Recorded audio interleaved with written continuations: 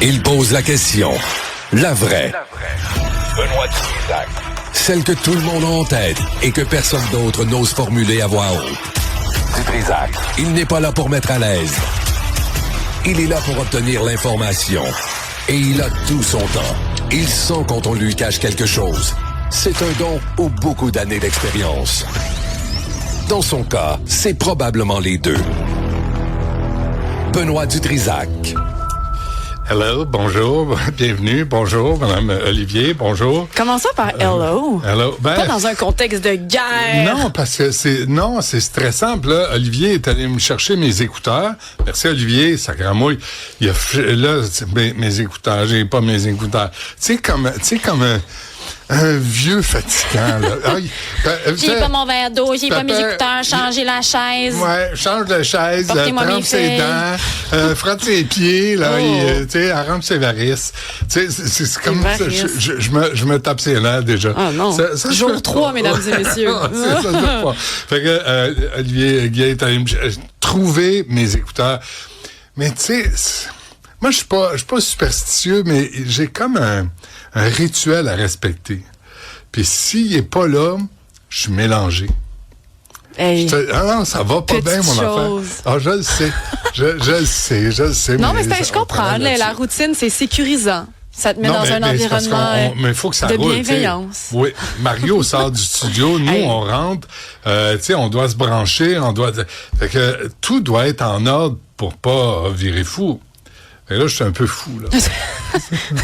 c'est tout. Tout va bien aller. Ça commence bien. J'espère bien. Bon, alors, voici ce qui s'en vient à l'émission. Je vous dis ça là. À midi, on aura Dr Magali Dufault, qui est psychologue. Là, ce qu'on apprend dans le National Post, et on va voir si c'est le cas au Québec, il y a des parents qui passent leur carte d'identité, leur carte de crédit à leurs ados pour aller jouer sur Internet des sites de paris. Puis tu sais, là, les sites de paris, là, on les annonce. C'est censé être illégal si c'est pas l'Auto-Québec. Puis 2, là, les annonces, là, tu sais, criardes, colorées, puis ben cool, puis on met de la musique, puis tout est le fun, tu sais, puis tu vas gagner. Ben ça attire les ados. Vraiment. Puis ça attire les ados comme les canettes de boissons énergisantes, les Monsters, pour ne pas la nommer, toute la gang, Red Bull. Comme tout ce qui est addictif, là, tu sais. Alors, est-ce qu'on a ça au Québec? Parce que l'étude porte sur des parents en Ontario, mais on parle d'une épidémie, là, où les parents cèdent aux pressions des ados, disant, envoie donc, sois donc cool, passe-moi ta carte, je vais jouer un peu. Là, les ados embarquent là-dessus, là, puis tu sais, l'effet d'addiction là, sur les... De dopamine, quand tu gagnes aussi, ça... Ouais, si tu gagnes. Puis là, le problème, c'est que plus les jeunes vont jouer, plus ils vont avoir l'impression qu'ils comprennent certaines choses, qu'ils ont des compétences là-dedans. Ouais. Donc, ils vont continuer de le faire. Et c'est là que des fois, ils se retrouvent à perdre des milliers de dollars. Mais t'imagines, t'as 15-16 ans, Benoît, tu perds 2000, 3000 dollars. C'est peut-être toutes tes économies. Tes parents ben, écoute, c'est peut-être tes propres économies que t'as accumulées l'été d'avant. Te souviens-tu, on a fait une entrevue sur le jeu aussi, puis je me rappelle pas de l'invité, mais l'invité avait dit quelque chose d'intéressant. Il dit, c'est la perception de toi-même. Tu te vois comme un gagnant. Tu te vois comme un winner. Fait que quand tu joues à ces affaires-là, tu dis, c'est sûr, je vais gagner. C'est sûr. Puis là, tu passes de l'argent. Puis David Proulx disait, moi, je joue jamais, je connais les algorithmes. Puis les algorithmes sont pas là. Si l'Auto-Québec et tous les sites coin-coin là, de jeux perdaient de l'argent, ils fermeraient. Ça veut dire que tu peux jamais gagner. Non. Tu peux gagner, mais tu vas perdre. T'sais, éventuellement. C'est ça. Donc, on va revenir là-dessus. À 11h, une nouvelle étude, c'est sorti en New York Times sur les commotions cérébrales, l'effet sur le cerveau. Là, il y a de nouvelles données qui sortent. Puis là, sincèrement, si tes parents, puis ton gars, parce que les filles jouent pas vraiment au football, mais ton gars joue au football, c'est comme on dit, pensez-y bien. Parce que les effets à long terme, moi, je me souviens, j'ai croisé un jeune homme, à un moment donné, qui avait joué au football. Puis je pense qu'il avait comme 26 ans, puis il avait des absences. Tu lui parlais, là, puis à un moment donné, il était plus là. Puis là, il y avait des sautes d'humeur. Fait que est-ce qu'on devrait bannir le football? Tu sais, puis là, l'étude porte sur la NFL aux États-Unis. La Ligue canadienne de football, c'est la même maudite affaire. C'est le même jeu. Tu sais, t'es pas censé d'avoir de coups à la tête, mais c'est sûr, si on a un casque, c'est sûr qu'il y en a. Le rugby, mais est-ce que ça pourrait exister des règles où on se dit, une fois que tu as une commotion cérébrale, c'est terminé pour un X nombre de temps, mais même là, est-ce qu'ils vont l'admettre? C'est ce qui devrait être le cas. Les normes, présentement, c'est ça. Mais tous les sports de combat où le but, c'est d'infliger une commotion cérébrale à ton adversaire. En 1788, peut-être, mais aujourd'hui, avec la science, avec les données, les études qu'on a, est-ce qu'on devrait bannir la boxe, les arts martiaux mixtes, et tout ce qui est, tu sais, des coups à la tête, là? La boxe, c'est que ça. Tu sais, t'envoies... C'est vrai que c'est que ça. Ben, tu n'encadres ton adversaire, parce que tu sacres une commotion cérébrale. Puis même si tu fais mal ton coup et tu ne respectes pas, par exemple, le coup que tu es supposé faire, tu le donnes en arrière de la tête. On a vu récemment un joueur là, qui est mort, que lui avait reçu une espèce de sucker punch derrière la tête, puis il était devenu légume à cause de ça. Puis finalement, il est mort des années plus tard. C'est arrivé il y a à peu près 2-3 semaines. Il y a juste le soccer où il n'y a pas de danger. Parce qu'au soccer, ça aussi, il n'y a pas de danger. Dès qu'il se frotte un petit peu, là, il roule à terre.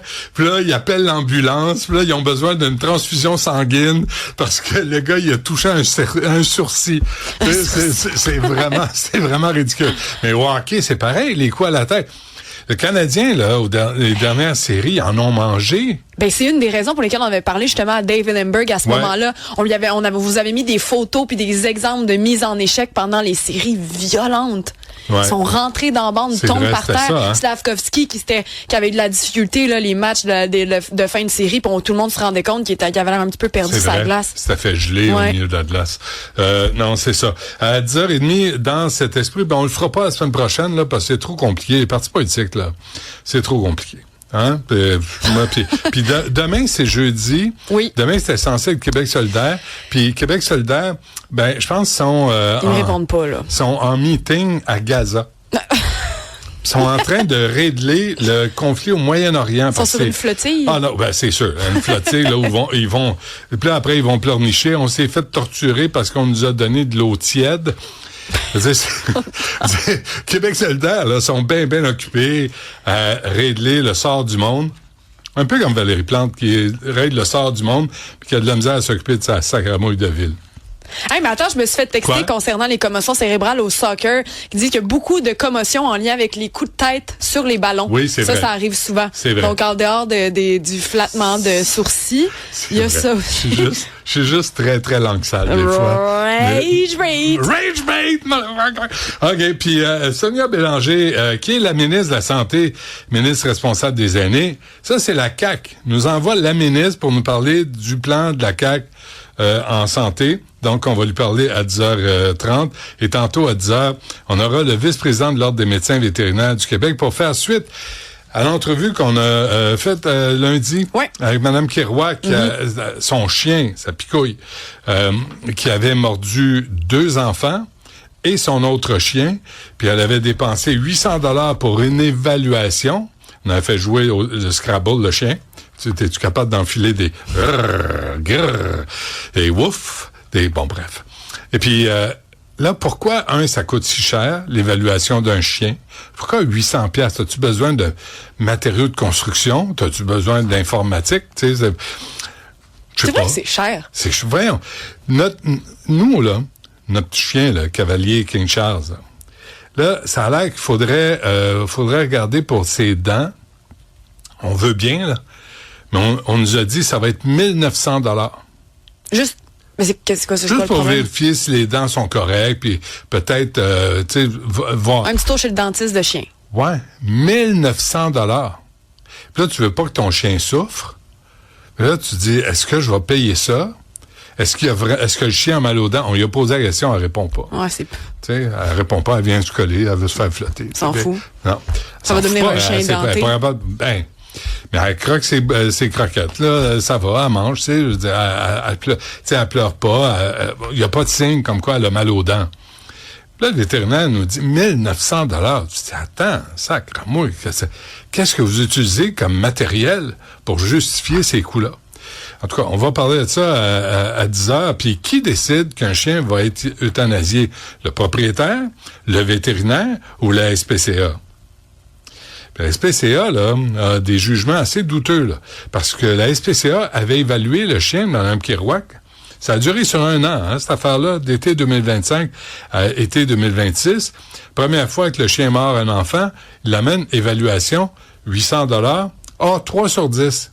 Pas non. 2 fois, il mord après. Est-ce que la SPCA a remboursé Mme Kerouac? Je pense pas. Est-ce que l'évaluation était pertinente et compétente? Je ne pense pas non plus. Et qui est tenu responsable si on n'arrête pas de lui dire non? Non, ton chien, on le fera pas euthanasier. Non, ton chien est pas dangereux et il mord encore. Donc, rendu là, c'est la faute de qui? Le vétérinaire qui refuse? La SPCA qui a mal fait son évaluation? C'est ça. On va poser toutes ces questions-là. Peut-être. Mais je suis fatigué de mes vacances. Ah, là, franchement. Je suis fatigué de mes vacances. Arrête donc. De la misère à me remettre. Des riches. Je me traîne. Oui, c'est vrai. Qu'est-ce qu'il y avait? Ah oui, il y a les trottinettes. Ben oui, écoute, les hospitalisations liées aux trottinettes électriques ont augmenté de 40%. Donc, il y a des données publiques qui ont été rendues publiques hier. 837 hospitalisations l'année dernière. Donc là, on est au Canada, là. À peu près dans 1 an. Ça a augmenté d'à peu près 200 hospitalisations. Donc, c'est des jeunes qui se cassent la marboulette. C'est les fractures, les traumatismes crâniens cérébraux qui sont les causes les plus fréquentes d'hospitalisation pour ceux qui utilisent la trottinette électrique. On dit que c'est les enfants âgés à peu près de 15 ans et moins qui sont hospitalisés pour des blessures comme ça. C'est énorme. Surtout qu'on sait que souvent, un des problèmes, c'est qu'ils se promènent sans casque. Tu te rappelles, on avait fait une entrevue aussi où on parlait du cours qui est à suivre. À peine quelques heures, ils vont faire 3, 4, 5 tourniquets dans le stationnement, puis merci, bonsoir, tu peux y aller. Ouais, si on peut appeler ça un cours. Mais ça m'étonne parce que ils sont prudents. Ils ne vont pas vite sur les pistes cyclables. Ils sont pas. L'autre jour, là, j'avais fait une ride de vélo. Je suis encore capable, là, mais un vrai tour de vélo, là. Tu sais, un vrai, là. Un bon kilomètre. Pas un tour de quartier. Puis à un moment donné, je reviens, puis je fais les pistes cyclables. Tu sais, sont là, sont belles, sont bien entretenues. J'ai l'avantage de vivre dans une municipalité où c'est bien entretenu. Puis là, je vois un kid s'en venir debout sur sa trottinette. Il avait un casque. Mais il devait aller à 30-35 km/h, à contresens. Bien, évidemment, tu lèves pas tu fais pas la corde à linge, là, tu sais. Là, tu dis, c'est parce que toi, léger imbécile, tu me mets en danger. Et le temps de le croiser, j'avais vu une voiture s'en venir dans une rue perpendiculaire. Là, j'ai entendu klaxonner. Fait que ce kid-là, il a pas fait son arrêt. Il a flyé sur la piste cyclable comme si la rue lui appartenait. Puis il aurait pu se faire ramasser par la voiture si la voiture ne surveille pas. Fait qu'ils sont là puis ils s'attendent à ce que tout le monde prenne soin d'eux autres. Évidemment. Tout leur est dû. Là, tu dis, vraiment, il y a personne. J'ai vu une fois des policiers donner une contravention à un kid. C'est ça que j'allais dire, j'en vois pas souvent non plus. Non, mais il serait temps, là. Parce qu'ils mettent en danger les autres cyclistes. Tu sais, les piétons. Parfois, ils roulent. Il y a une vidéo là qui circule. T'as 2 kids sur une trottinette électrique. Ah, ben ça aussi, c'était pas le droit. À Laval, sur l'autoroute. Sur l'autoroute. Qu'est-ce que tu fais là? Fait que, sur l'autoroute? Oui, sur l'autoroute. Puis là, tu les attrapes pas. Fait que là, plus ils sont audacieux, puis sont téméraires, plus ils mettent peut-être pas leur vie, mais leur santé en danger. Mais quand tu prends une débarque, là, ça doit rouler solide, là. Regarde, écoute, c'est ceux qui ont publié les données, donc, nous expliquent que le programme canadien de surveillance pédiatrique dit que 10 enfants étaient décédés après l'utilisation de trottinettes électriques en 2025 au Canada.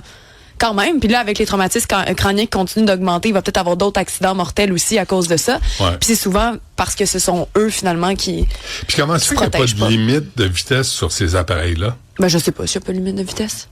Je pense pas que ça peut pas aller à 60 km/h. Ben non, mais juste 30. Mais les gros bolides, comme, mettons, Francis Gosselin a ici, là, ça va vite, là. Je pense que c'est du 80 km/h qui est capable de taper avec ça. Mais les jeunes, ils achètent pas ça. Ah non, mais il y en a certaines qui sont capables d'aller aussi vite que ça, mais c'est pas les jeunes mais là, qui s'achètent ça. il roule où? Sur des pistes cyclables? Non, lui, il roule pas là, il roule sur la route avec les voitures. T'es sûr? Ouais. Gosselin. Mais non, mais il y en a, les jeunes vont sur les pistes cyclables. Hey, fie-toi pas à ce que dit Gosselin. C'est un snowro, là. Moi, je me méfie de ce gars-là. Non, mais ça coûte cher aussi. C'est pas les jeunes qui s'achètent ça, mais ceux qui les utilisent, les jeunes, c'est vrai qu'ils sont dans les pistes cyclables. Ils vont dans les rues piétonnes comme Mont-Royal, par exemple, les zigzags entre les gens. Ça, puis les vélos électriques aussi. Comme les livraisons Uber, par exemple, ou d'autres types de commerces. Ils se promènent entre les gens, ils circulent, ils freinent à tout bout de champ. Ça aussi, c'est dangereux. Mais c'est quoi? Une autre fois, j'étais sur une piste cyclable en vélo. Puis en vélo, tu sais, où tu pompes tu pédales, là. Puis là, il y a des fois, là, il y a de mes confrères, mes consoeurs, des petits vieux comme moi, qui passent à côté de moi, là. Puis là, ils sont en vélo électrique, eux autres, là. Puis là, ils s'en vont, tu sais, comme s'il n'y avait pas de lendemain. Moi, je suis là, je pédale comme un cave, tu sais, pour avancer, selon la vieille technologie. Non, eux autres, ils ont leur petite batterie, là, puis ils trouvent ça à fond. Ben oui, ben, on a des commentaires exactement comme ça. Moi, je mangeais hier dans le vieux Saint-Bruno, il était 10h le soir, il y a un jeune roulait avec sa bicyclette électrique, à peu près 65 km/h. Bon. Je sais pas si c'est vraiment 65, mais il allait vite. Il dit, j'ai téléphoné à la police. Même une autre histoire comme ça de trottinette électrique à pleine vitesse dans un quartier résidentiel. Là, c'est dans le coin de Terrebonne à ce moment-là. Ouais. Bon. Puis la police a dit quoi? Moi, je suis certain que la police a dit, on peut pas rien faire. On peut quand même pas les arrêter. On n'est pas là. On n'a pas vu de preuves. On ne sait pas. C'est ça que la police savait pas. Ben, c'est sûr que s'il voit pas, il peut pas les arrêter. Ben, non, mais tu sais, tu l'identifies. Tu dis, moi, il m'est passé d'en face. Peux-tu voir? Surtout, tu sais, par exemple, ils n'ont pas de plaque d'immatriculation. Tu peux pas les identifier. On est là. Fait que soyez prudents quand vous traversez la rue, quand vous êtes en vélo, parce qu'il y a des psychopathes qui sont en véhicule électrique puis ça roule vite. On vient après ceci.